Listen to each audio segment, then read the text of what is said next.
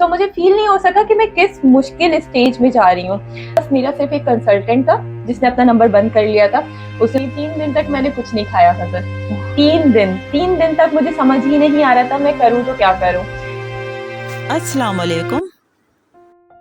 उम्मीद के साथ कि आप लोग खैरियत से होंगे। मैं हूँ गजल हैदर और आप देख रहे हैं मेरा यूट्यूब चैनल।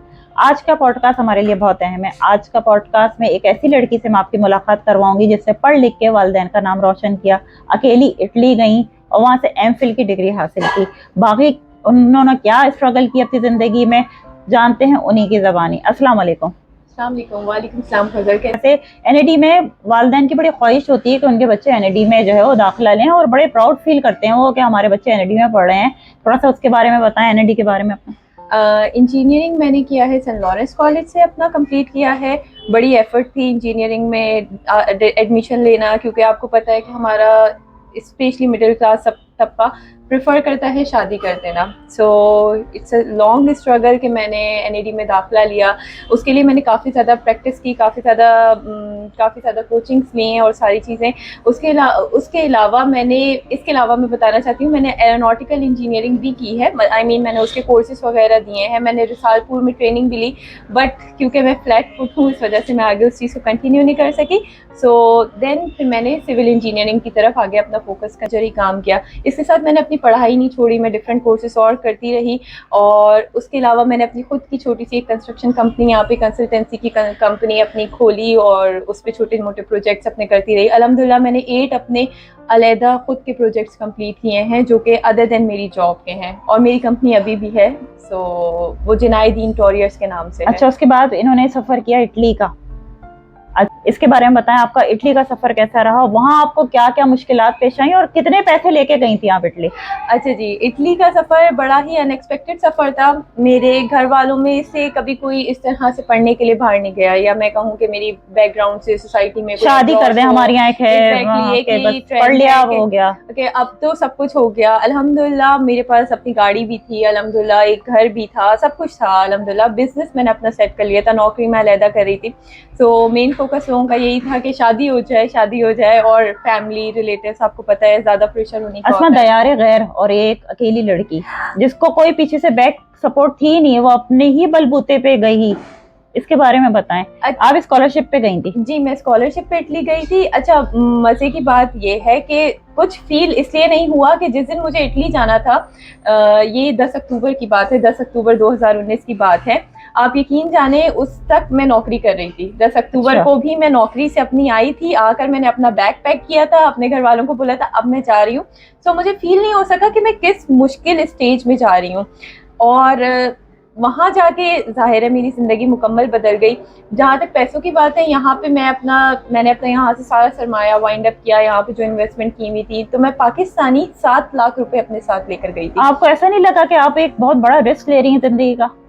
मुझे लगा कि मैं अपना सब कुछ बनाया, क्योंकि अल्हम्दुलिल्लाह किसी चीज़ की कमी नहीं थी। एक फीमेल इंजीनियर होने के बावजूद मुझे कभी किसी चीज़ की कमी फील नहीं होती थी। लेकिन मैंने सोचा कि थोड़ा सा ज़िंदगी में कुछ नया होना चाहिए, और प्लस ये कि स्कॉलरशिप लेगा इंसान आगे नहीं बढ़ सकता जब तक। और स्कॉलरशिप मिलने के बाद मुझे ऐसा लगा कि शायद मेरे लिए वो सफ़र आसान होगा। मैं आगे का थोड़ा सा अपना सफ़र बताना चाहती हूँ, क्या मुश्किलात आई। सबसे पहले तो ये कि आप कभी भी अगर आप कंसल्टेंसी के थ्रू काम करवा रहे हैं तो अपने कंसल्टेंट पे यकीन ना करें, बिल्कुल यकीन मत करिए। आपने अपनी चीज़ों को खुद भी देखना है। मेरे पास टाइम नहीं होता था, मैं नौकरी करती थी, तो मैं उस चीज़ को उस हिसाब से देख नहीं सकी।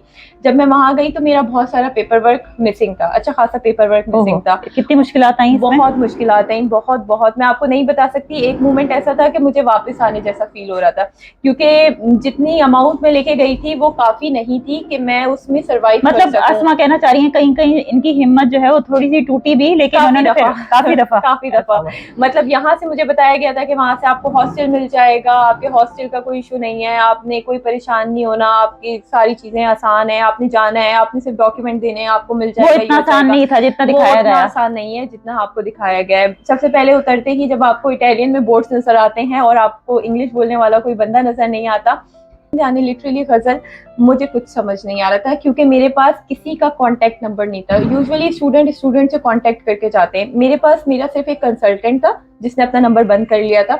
उसने मुझे बताया कुछ था, वहाँ जाके हुआ कुछ, और मैं लिटरली जब एयरपोर्ट पे पहुंची मुझे कुछ समझ नहीं आ रहा था। फिर एनी हाउ मैंने एयरपोर्ट पे मैं बैठ गई थी, मुझे कुछ समझ नहीं आ रहा था, लेकिन अल्लाह ताला का शुक्र है, मदद करने वाले लोग हमेशा मौजूद होते हैं। वहाँ पे एक और साहब थे, अब मुझे उनका नाम अच्छे लोगों से ही दुनिया चल रही है, ही दुनिया चल रही है, बेशक। उन्होंने मुझे अपनी गाड़ी में, वो किसी और शहर जाना चाहते थे, मैं किसी और शहर जाना चाहती थी, लेकिन उन्होंने अपनी गाड़ी में, हालांकि वो सिर्फ 4 लड़के थे, वो पाकिस्तानी थे, वो पंजाबी थे और पाकिस्तानी थे, वो गुजरात से थे। देखिए हमारा मुल्क जो है ना किसी से पीछे नहीं है, बाहर भी मदद करते हैं लोगों की। जी, तो उन्होंने मेरी मदद करी बिना किसी गर्ज के, ना वो मुझे जानते थे, ना उन्हें पता था कि मैं कहाँ से हूँ, क्या हूँ या कोई नहीं। उन्होंने मुझे मेरे होटल तक पहुंचाया, रात का लंबा सफर एक दूसरे सिटी, जबकि उनको एक दूसरे सिटी जाना था, दोनों अपोजिट सिटी है। तो मैं रवेना से हूँ और मेरी यूनिवर्सिटी का नाम यूनिवर्सिटी ऑफ बलोनिया है। तो मुझे रवेना जाना था, मैं बलोनिया उतरी थी। जिनको इटली का पता होगा वो डेफिनेटली शहर का अंदाजा लगा सकते हैं, कराची और हैदराबाद जितना डिफरेंस है आप देख सकते हैं। तो उन्होंने मुझे वहां तक पहुंचाया। शुरू का दिन मेरा बड़ा ही हेक्टिक था, मुझे बस समझ नहीं आती थी, बस लेते कैसे हैं।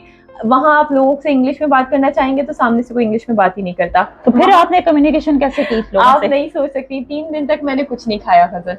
3 दिन तक मुझे समझ ही नहीं आ रहा था मैं करूं तो क्या करूं। कभी कोई एप्पल ले लिया, पानी, ओके वहाँ पानी को भी वाटर नहीं बोलते, एक्वा बोलते हैं। गूगल, अब मुझसे यही सवाल होगा गूगल ट्रांसलेटर का इस्तेमाल क्यों नहीं किया जो इटालियन सीखना चाहते हैं वो चीजें सीख लें, अस्मा बता रही है कि पानी को एक्वा बोलते हैं। तो गूगल ट्रांसलेटर का इस्तेमाल क्यों नहीं किया गया? तो गूगल ट्रांसलेटर का इस्तेमाल से ही मैं चली हूँ वहाँ पे, जो थोड़ी बहुत मैंने हेल्प ली है। लेकिन आप उस वक्त इतनी पैनिक स्टेट में थी कि चीजें पता होने के बावजूद मैं कर नहीं पा रही थी। एक और चीज, उसके बाद अल्हम्दुलिल्लाह चीजें चल पड़ी, चीजें होने लगी, मैंने घर ढूंढा। जो कहते हैं कि स्कॉलरशिप पे घर मिल जाते हैं, सारी चीजें, वो सब कुछ नहीं हो सका। मुझे दोबारा से अपना थोड़ा सा पेपर वर्किंग दोबारा करनी पड़ी, बड़ा मुश्किल सा सफ़र था। और उसके बाद फिर मैंने आगे अपने आप को कंटिन्यू किया, चलाया। बस मेरी एक ये है कि आप अगर वहाँ जा रहे हैं, जाहिर है कुछ पाकिस्तानी मदद करने वाले अच्छे भी होते, लेकिन कुछ पाकिस्तानी अच्छे नहीं भी होते। अच्छा। तो इट डिपेंड्स कि आप किस तरह से उस चीज को अच्छे बुरे लोग हर जगह होते हैं। अच्छे बुरे लोग हर जगह होते हैं। अच्छा, फिर आपने स्ट्रगल करके आपने वहाँ मुकाम हासिल किया, घर भी आपको मिल गया, रिहाइश भी मिल गई, उसके बाद फिर अपनी क्वालिफिकेशन, वहाँ आपने जो एजुकेशन का अपना सिलसिला जारी रखा, उसके हवाले से बताएं। अच्छा, मेरे साथ क्या आपने कौन सी डिग्री हासिल की वहाँ? अच्छा, मैंने बेसिकली एमफिल किया है, जो equivalent, it's a double degree programme, 2 double degree programme था, जो इक्विवेलेंट पाकिस्तान के एमफिल है। और वहाँ पे एमफिल को डॉक्टरेट का दर्जा दिया जाता है, पाकिस्तानी डॉक्टरेट का दर्जा दिया जाता है। तो मेरी है हिस्टोरिक बिल्डिंग रिहैबिलिटेशन के अंदर, और बिल्डिंग सिस्टम एंड प्रोसेस बिल्कुल रिलेटेड है आपकी कंस्ट्रक्शन इंजीनियरिंग के रिलेटेड में, सब कुछ कंस्ट्रक्शन से रिलेटेड है। और मैंने अपनी डिग्री में 110 में से 110 ही मार्क्स लिए, और अपनी डिग्री को कंटिन्यू किया, और मैंने इसके साथ और जॉब्स करी। मैं आपको बता नहीं सकती गजल वो सफर कितना मुश्किल था, क्योंकि मैं यहाँ पे टेबल कुर्सी की नौकरी करके गई थी, और वहाँ पे हालात कुछ इस तरह के हो गए थे कि, और आप वहाँ गई थी तो कोरोना भी उस वक्त पीक पे था? कोरोना भी पीक पे था जी, बेशक। उसमें लॉकडाउन भी लगा, उसमें आपके जो मेरी सेविंग थी वो कहीं, मैं कैसे बताऊं आपको, कहीं चली गई सेविंग। फिर ख्याल नहीं आया अस्मा को कि हिम्मत तोड़ दी, बस अब वापस आ जाओ, छोड़ो घर बार, अपना बिस्तर, अपना घर? अब फिर अब तो सोचा था कि अब तो खो ही गया, गुम हो ही गया, तो फिर निकल पड़े राह पे। हाँ, तो मंजिल पे पहुंचना है, अब तो पहुंचना ही है, अब तो इसको निपटाना ही है, अब तो कंप्लीट करना ही है। बड़ा मुश्किल सफर था गजल। और मैंने वहाँ पे, मैं आपको बताऊं कि अगर आप ये सोच के जा रहे हैं कि बाहर आप यहाँ से टेबल कुर्सी की नौकरी से उठ के जा रहे हैं और आप वहाँ पे टेबल कुर्सी की नौकरी करेंगे, तो ऐसा नहीं है। मैं आपको बताऊं, जब मैंने पहली दफा नौकरी शुरू करी, कोई छुट्टी नहीं, 6 घंटे की एक डायरेक्ट शिफ्ट होती थी, 6 से 7 घंटे की, और आपके बीच में कोई छुट्टी नहीं है, पूरे मंथ में कोई छुट्टी नहीं है। और आपको सैलरी, मैं आपको बताऊं, सैलरी, मुझे पहली सैलरी जो मिली थी वहाँ पे 300 यूरो मिली थी। अच्छा। जबकि वहाँ पे घर का जो रेंट है वो 200 यूरो था, और खाने पीने का एक्सपेंस अलग था। तो 100 में आपको पूरा कवर करना था? आपने 100 में पूरा कवर करना है, आपने सारी चीजें मुकम्मल करनी है, जो कि बहुत कम थी। तो इस तरह से चला मेरा निज़ाम माश वहाँ पे, जो कि काफ़ी मुश्किल था। कोरोना में इट्स टेरेबल। मैं शुक्रिया अदा करना चाहूँगी, वहाँ पे एक चौधरी इशरत साहब होते हैं, अगर वो मेरी ये वीडियो देखें या आगे मैं उनको ये वीडियो कन्वे करूं, तो मैं उनका बहुत बहुत बहुत शुक्रिया अदा करना चाहूँगी। और मैं ये he is the most helping person in the universe I have ever seen. और उनके लिए इतने सारे जो है ना उन्होंने अलखबात दिए हैं। और ये आप देखिएगा वीडियो, आपको अच्छा लगेगा कि अगर इंसान किसी के लिए कुछ करता है और दूसरा इंसान उसको थैंक्स बोलता है, बाद में बोले चाहे, लेकिन ये इसके लिए बहुत बड़ा कॉम्प्लीमेंट होता है। जो मैंने इसके एंड में किया, जब मेरी डिग्री एंड हुई है तो मैं एक सेल्स की जॉब करती थी। अच्छा। आगे जाके मैंने एक और पे कंपनी ज्वाइन करी। मैं उनका भी शुक्रिया अदा करना चाहूँगी। मोहम्मद शुएब और हबीबा, दोनों का बहुत बहुत शुक्रिया। उन्होंने मुझे काफ़ी हेल्प की। स्पेशली मैं अभी इटालियन सीख रही हूँ, मैं A2 लेवल तक हूँ, लेकिन स्टिल मैंने उनसे काफ़ी ज़्यादा सीखा। उनकी अपनी कंस्ट्रक्शन कंपनी है। अच्छा। तो उनके साथ मिल के मैंने कुछ प्रोजेक्ट्स प्लान किए हैं और उनका अगेन बहुत बहुत शुक्रिया। उनके साथ चल के मैंने काफ़ी सारी कंस्ट्रक्शन में चीज़ें सीखी हैं and now they are planning to proceed in Pakistan. बहुत सी ख़वातीन, बहुत सी लड़कियां जाना चाहती हैं स्कॉलरशिप पे। हमारे यहाँ टैलेंट की कमी नहीं है, लेकिन उनको ना मौके नहीं मिलते। वो किस तरह से जाएं, आप उनको थोड़ा सा गाइड करेंगी? अच्छा, मैं आपको बताना चाहूँगी, अगर आपको बाहर जाना है तो आप बेसिकली खुद यूनिवर्सिटी की वेबसाइट पे, यूरोप में हर साल स्कॉलरशिप्स होती हैं। मतलब आप फरवरी से स्कॉलरशिप ऑन हो जाती हैं, स्टार्ट हो जाती हैं। अगस्त के अंदर इनकी क्लोजिंग होती है। तो आपने अगर एडमिशन लेना है तो आप यूनिवर्सिटी की वेबसाइट्स को विजिट करना शुरू कर दें। अपने डॉक्यूमेंट्स बनाएं, आपके फाइनेंशियल डॉक्यूमेंट्स, आपके मोफा, आपकी अटेस्टेशन, ये सारी चीज़ें आपने खुद करनी है।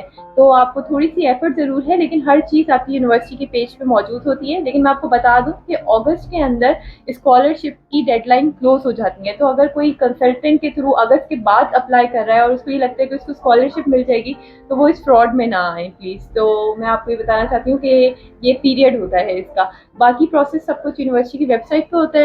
आप ये बताएं, हस्बैंड कितने आपके सपोर्टिव हैं? किसी चीज से रोक टोक तो नहीं करते कि ये नहीं करो वो नहीं करो? नहीं, अगर मैं आपको बताऊं तो ये मेरी खुशकिस्मती है कि मुझे फैजान मिला है, क्योंकि मैंने जितनी कामयाबी की मंजिलें बाद में तय करी हैं वो सब फैजान की वजह से तय करी हैं। क्योंकि उसने मुझे किसी चीज़ में रोक टोक नहीं करी है अभी तक। मेरे थीसिस से लेके ऑनवर्ड्स मेरा आना जाना, क्योंकि आपको पता है पाकिस्तानी माशरे के लोग थोड़े से टिपिकल होते हैं, लेकिन वो खुसूसन शोहर शोहर थोड़ा टिपिकल नहीं है। वो शोहर नहीं है, वो बड़ा अच्छा सपोर्टिव बंदा है, दोस्त है, मेरा एक दोस्त जैसा बंदा है वो। उसने मुझे हमेशा मेरी हेल्प करी है, हमेशा कभी मुश्किल हुई है हमेशा उसने मुझे अच्छा मशवरा दिया है। कभी उसने अच्छी बात ये होती है हर रिश्ते में एक ट्रस्ट एक बहुत जरूरी चीज है। तो उसने मुझ पे बढ़ के ट्रस्ट किया है बहुत अच्छे से। नस्ल खुसूसन खवातीन को, लेडीज को क्या मशवरा देंगी जो ये समझती हैं ग्रेजुएशन कर लिया, मास्टर्स कर लिया, अब शादी कर लो, शादी ही हल है, आगे तरक्की नहीं कर सकता इंसान?